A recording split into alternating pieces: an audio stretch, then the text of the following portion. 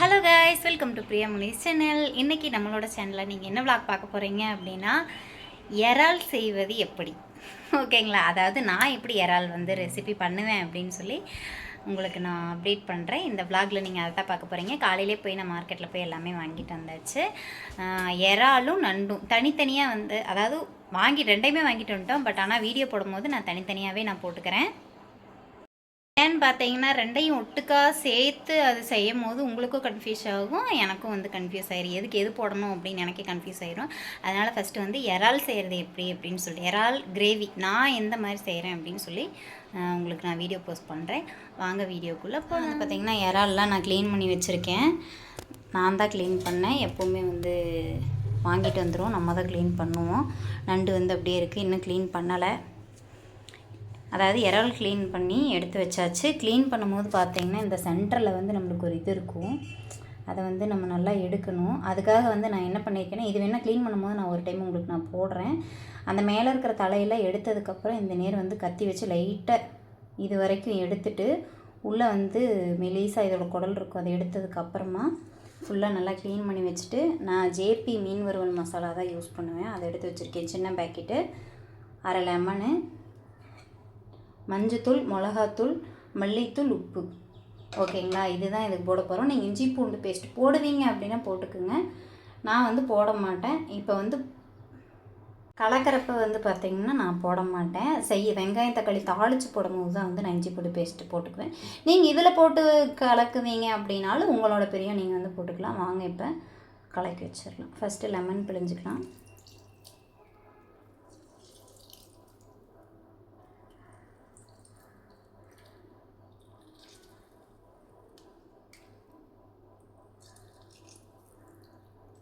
Lemon நல்லா பிழிஞ்சிட்டு நம்ம எடுத்து வச்சுருக்கிற இந்த மிளகாப்பொடி, மஞ்சத்தூள், மல்லித்தூள், உப்பு எல்லாத்தையும் சேர்த்துக்கலாம்.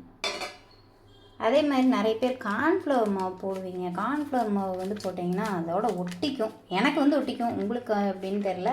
மேக்ஸிமம் கார்ன்ஃப்ளவர் மாவு நான் போடவே மாட்டேன். எல்லாமே போட்டாச்சு. அதில் பார்த்திங்கன்னா கொஞ்சோண்டு எடுத்து வச்சுருக்கேன். இந்த தடவை நம்ம மீன் வாங்கலை. மீன் வாங்காமல் இறாலும் நண்டு மட்டும்தான் வாங்கியிருக்கோம். இது தண்ணியெல்லாம் ஊற்ற தேவையில்லை. இது உங்களுக்கு நல்லாவே பெரட்டி வச்சிடலாம். நம்ம தண்ணி ஊற்றுனீங்கன்னா சொதன்னு ஆயிரும். இதில் இருக்கிற அந்த ஈரப்பதமே போதுமானது, தண்ணி தேவையில்லை.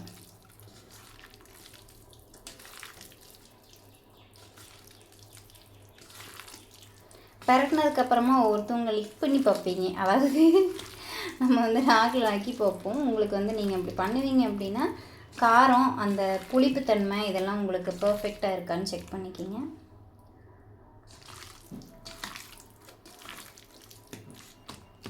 நாங்கள் காரம் கொஞ்சம் அதிகமாக தான் சாப்பிடுவோம். பரட்டியாச்சு. இதை ஒரு அரை மணி நேரம் ஊற வைக்கலாம். அரை மணி நேரம் ஊற வச்சிடலாம். இப்போ அரை மணி நேரம் ஊறிடுச்சு. அரை மணி நேரம் இல்லை, ஒரு 1/4 மணி நேரத்துக்கிட்ட ஊறிடுச்சு. நம்ம இப்போ இதையே ஃப்ரை பண்ண ஆரம்பிச்சிடலாம். நண்டு க்ளீன் பண்ணியாச்சு, அதுக்கு தனியாக ரெசிபி போட்டுக்கலாம். இப்போ இதை நம்ம முதல்ல ஃப்ரை பண்ணிக்கலாம், ஓகேங்களா? இப்போ நம்ம மசாலா போட்டு வச்சுருந்தோம் இல்லைங்களா, அந்த போட்டு வச்சுருந்ததை இந்த இதில் ஒன்றா போட்டு பொரிச்சு எடுத்துக்கலாம். ரொம்ப நேரம் விடக்கூடாது. ரொம்ப நேரம் விட்டோம்னா லப்பர் மாதிரி ஆயிடும். ஏன் அப்படின்னு பார்த்தீங்கன்னா, திருப்பி நம்ம தக்காளி வெங்காயம் போட்டு திருப்பி நம்ம வணக்குவோம் இல்லையா, அதனால் ரொம்ப நேரம் விடக்கூடாது. எண்ணெய் நல்லா காஞ்சதுக்கப்புறம் போட்டுக்கலாம். நல்லா ஹை ஃப்ளேமில் வச்சோம் அப்படின்னா ஓரளவுக்கு வெந்துடும். வெந்ததுக்கப்புறம் திருப்பி விட்டு நம்ம எடுத்து வச்சிடலாம். அதுக்கப்புறம் தான் நம்ம தக்காளி வெங்காயம்லாம் போட்டு செய்ய ஸ்டார்ட் பண்ணணும். ஸ்டாண்டில் வேறு சரியாக உட்கார மாட்டேங்குது எனக்கு மொபைல்.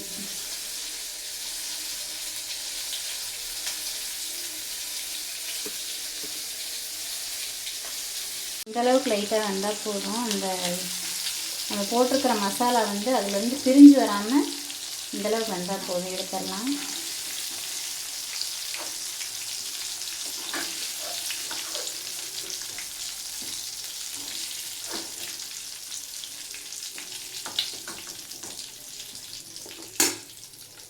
இப்போ குறைச்சி வச்சுட்டு திருப்பி போட்டுக்கலாம். ஒரு தடவை போட்டிருக்கோம், ஒரு தடவை எடுத்தாச்சு, இன்னொரு தடவை போட்டிருக்கோம். லைட்டாக இந்த அளவுக்கு வந்து அந்த மசாலா பிரிஞ்சு வராத அளவுக்கு லைட்டாக ஒட்டுற அளவுக்கு ஆயிடுச்சுனாவே நம்ம எடுத்துடலாம். இதுலேயே வேக விடக்கூடாது. எனக்கு வேறு கேமரா வந்து ஸ்டாண்டில் நிற்கலை, கையில் தான் எடுத்திருக்கேன். மாமா வேலைக்கு போயிட்டாங்க, பாப்பாவுக்கு வந்து பாப்பா தூங்கிட்டு இருக்காங்க.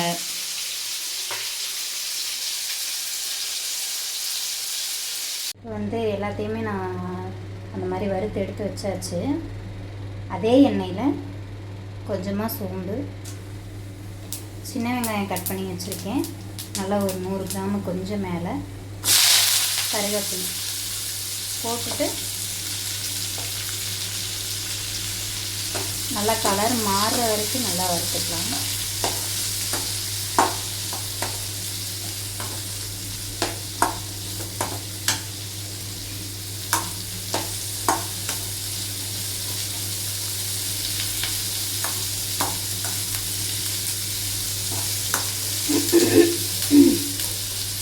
இது வணங்கும் போது இப்போ நீங்கள் இஞ்சி பூண்டு பேஸ்ட் வந்து போட்டுக்கலாம்.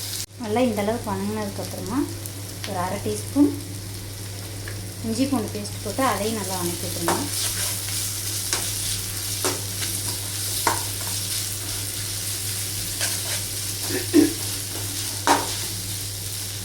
அதை நல்லா போட்டு வணக்கி விட்டதுக்கப்புறமா நல்லா பெரிய தக்காளி வந்து ஒரு தக்காளி, ஒரு குட்டி தக்காளி, 1.5 தக்காளி அப்படிங்கிற மாதிரி நான் தக்காளி சேர்த்துருக்கேன்.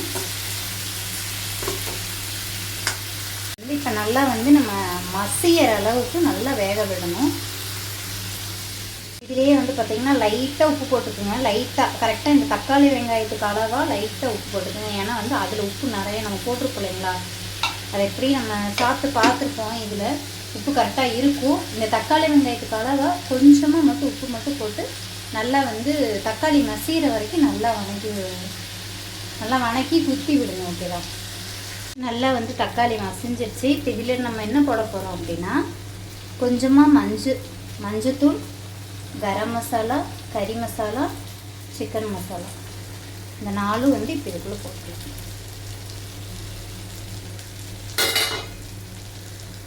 போட்டு நல்லா கிளறி விடுங்க. ஒரு 1/2 டம்ளருக்கு மட்டும் தண்ணி ஊற்றுங்க. கொஞ்சமாக தண்ணி ஊற்றிக்கலாம்.